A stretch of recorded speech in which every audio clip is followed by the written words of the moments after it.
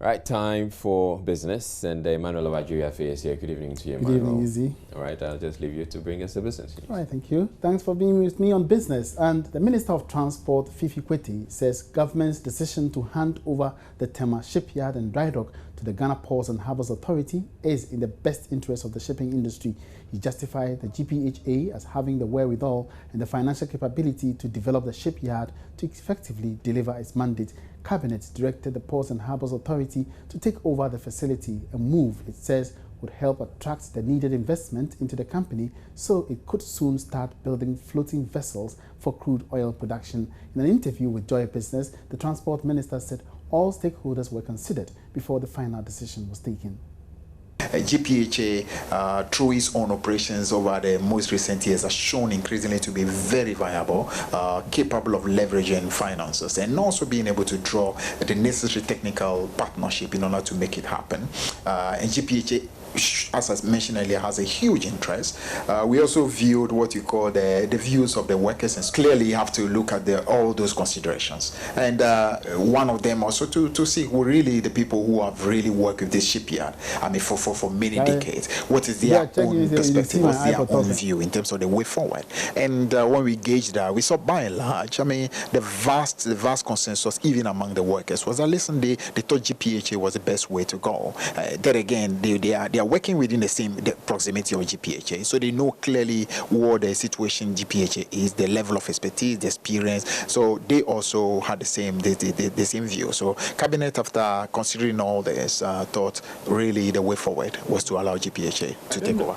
One of the options that we look at was a consortium of GPHA, was the name GNPC, and also SNIT. That was one of the options, But at the end of the day, out of the three options that we were looking at, I think I have 4 options we were looking at. The GPHA taking it solely and running it was for us the best proposal.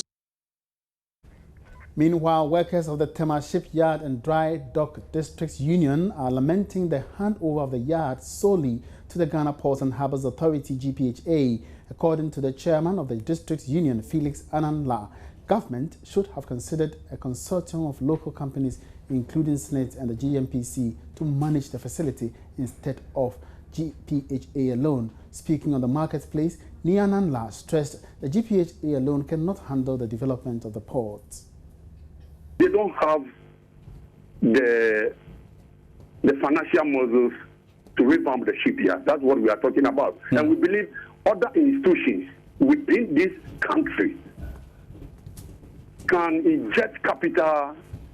If GPHA wants to do administration at the shipyard and whatever, it's okay. We are not saying they don't have the expertise or the experience. What we are saying is, we think other institutions can inject capital into the place to revamp the place. That's what we are trying to say. We need a huge capital that we believe GPHA themselves, after if they are going to take over, like the president said, if they take over, they will still go and look for capital.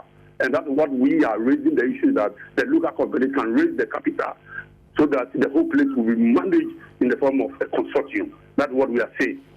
A consortium needs to be formed. It's not out of place. And for me to say that we need a technical partnership who will come in with no equity. That's what I'm talking about. It's not like the Malaysians. That is what I said. I said we don't have any problem when the president speaks his mind. We are trying to explain the proposal we were making earlier, which we believe is also in the right direction. In another development, the national chairman of the Maritime and Dock Workers Union, David Songuntu, disagrees with the assertions of the district's chairman. According to him, it was expressly agreed by all parties 3 years ago that the Tema Shipyard and Dry Dock be returned to the Ghana Ports and Harbours Authority, and that the decision will serve the best interest of all stakeholders of the port. Now, moving on, government has described the establishment of the $1.6 million welder training center as timely for the development of the local oil industry. Now, the new state-of-the-art facility located at the Regional Maritime University in Accra was opened last Saturday. Sheila Tamaklo has more. The first of its kind in Ghana, the $1.6 million facility is to equip local artisans with the requisite professional skills and certification for developing the country's oil and gas industry.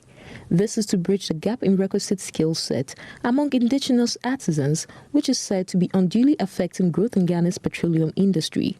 Speaking at the opening of the facility, which was proceeded with the congregation of the Regional Maritime University, Transport Minister Fifi Kweti said the initiative couldn't have come at any better time in advancing the local content agenda. Welding and fabrication have been identified as a skill set that is lacking. Majority of indigenous Ghanaians who call themselves welders and fabricators do not have any formal education and practical training in welding, as well as the required international certification. This lack of certification makes the engagement of Ghanaian welders very difficult in the upstream petroleum sector.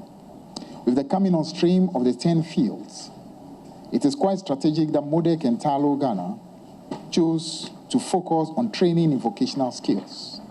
We can now produce the specialized skills that meet international requirements for the use of the many contractors involved in development, production, and management of the fields. This is the area where the oil contractors are likely to employ the larger majority of man-hours, and indeed, where the effectiveness of the local content and participation will be greatly impacted. The $1.6 million welder training center was constructed by oil service provider MODEC in collaboration with Tullow Ghana. The vice president of MODEC International, Puneet Sharma, explained the economic benefits of the initiative. Hopefully for future projects, a lot more of the work can be done inside Ghana with the welders that get trained here. So it'll all depend on what other investments are made in the country to allow that to happen. We as an industry and as a company have taken the effort and made the effort our own to help bridge the gap. We work with GNPC and the Ministry of Energy to identify the companies that want to do business in the oil and gas industry. We go do assessments of those companies, and then we provide that information back to the government. The government can then turn around and work with us to help bridge those gaps by identifying places like RMU to provide these types of training centers. The chief executive of Tullow Ghana, Charles Darko, also noted the benefits of the center will transcend the oil industry, emphasizing Tullow's commitment to the country's local content agenda. Early on, we identified the requirements for vocational skills training to international standards, both for Tullow and for the industry. And I think the Vice Chancellor alluded to this in his speech. I am happy that this facility is completed and that it will support improved access to quality training and increase the pool of skilled labor for the nascent oil and gas industry, as well as technical and engineering associated sectors of the economy. Education and capacity building remain high on Tullow Ghana's agenda, and we will continue to focus on projects which create mutual value and enhance capacity through education and skills development. The Regional Maritime University will be accredited by the American Welding Society, and its training programs will be in modules which will accommodate 20 students at a time. That was Sheila Tamaklo's report. Now, the head of Africa Research for Standard Chartered Bank, Razia Khan, is projecting the Ghana cedi will depreciate further against the dollar before the end of the year. The local currency, which has held its own against other currencies for some weeks now, has started depreciating against the US dollar. It now trading at 4 Ghana cedis among some commercial banks and forex bureaus. Now, but Razia Khan says the cedi's value might improve if certain steps are taken by government. We see continued adherence to what is called for under the IMF program. If we see Ghana making an effort to reduce its budget deficit to even lower levels this year, if we see the Bank of Ghana refraining from financing the budget deficit itself, all of these things are factors that should lend themselves to Ghana cedi stability. As a result of that relative stabilization in the exchange rate, we're not saying that the cedi won't weaken or can't weaken, but hopefully the expectation is that it won't weaken as much as it tended to do in the past. As a result of that, with lower inflation, every Ghanaian should be better off. And you think that will stay within the 4 cedi range, or it will go beyond that, or even come below? Given Ghana's fundamentals, it still has a very substantial current account deficit. That still needs to be financed. Given those fundamentals, it's very difficult to say that the cedi isn't going to breach the 4 level again. What we do know is that that contrary to expectations, the actions of the Bank of Ghana and the fact that demand has been more muted, demand for foreign exchange has been more muted, the plans for a liberalisation of the foreign exchange market, for the moment that has helped the cedi to be perhaps more stable than many had anticipated. And that's all in business. Thanks for your attention. My name is Emmanuel Abuaji Riafi.